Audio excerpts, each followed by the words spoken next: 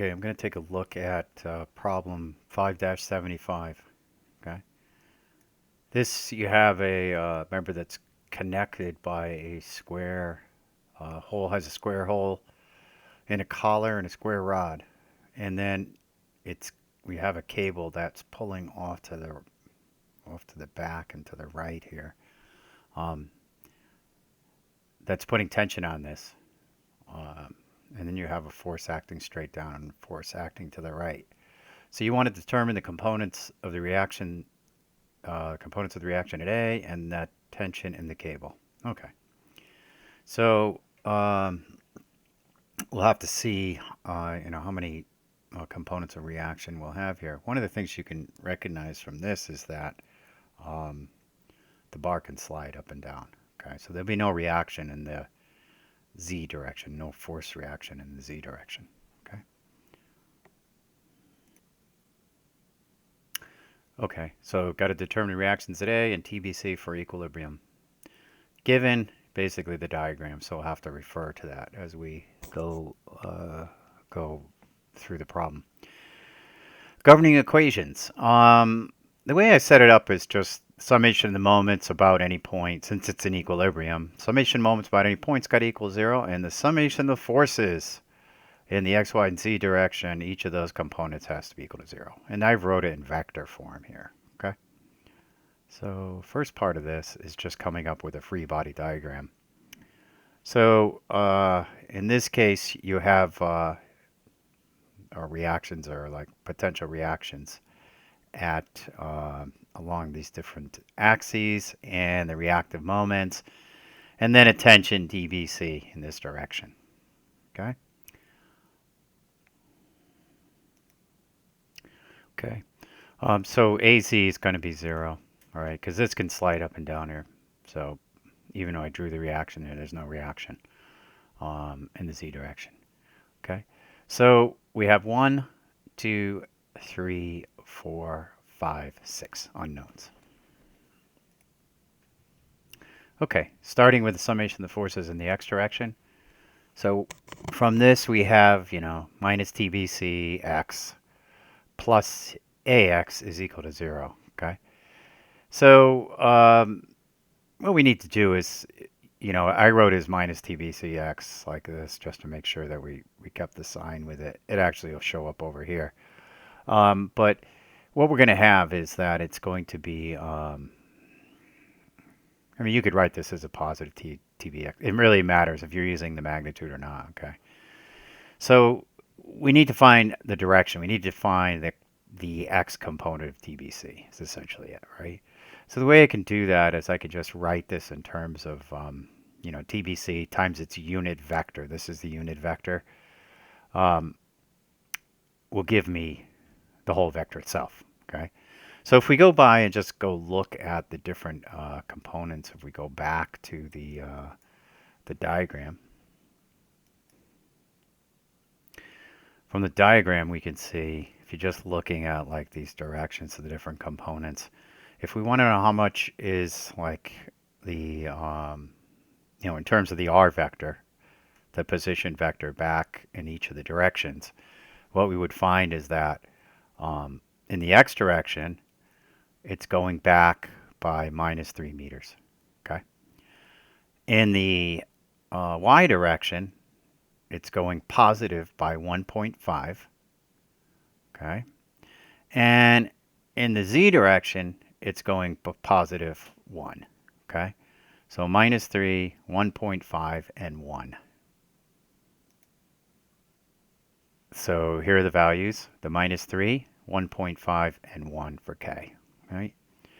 Over the magnitude, of course, then it's just going to be minus 3 squared, 1.5 squared, and 1 squared. This comes out to be 7. Okay. So each of the components, we can write this as, instead of, we'll just multiply both, this times 2 and this times 2. This comes out to be 3.5, I think. So multiply numerator and denominator by 2, and then we come up to minus 6 over 7. Then this one is 3 over 7, and then this just times 2 is 2 over 7. Okay?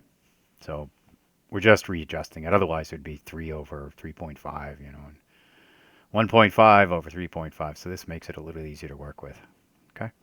So then we set up the equation. So here's my new f of x, forces in the x, summation of the forces in the x direction, and minus 6/7, which is just coming right from here, and then plus ax, which is the reaction ax. Okay.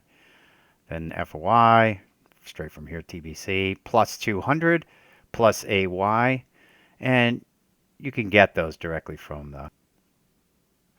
So you can see we have 400 newtons in the negative z direction or k direction, and we have 200 newtons in the positive y direction or the j direction.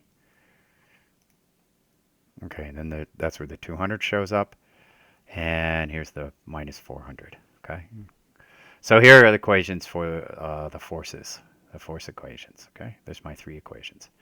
Now what we can also do is we can also sum the moments and set it equal to 0.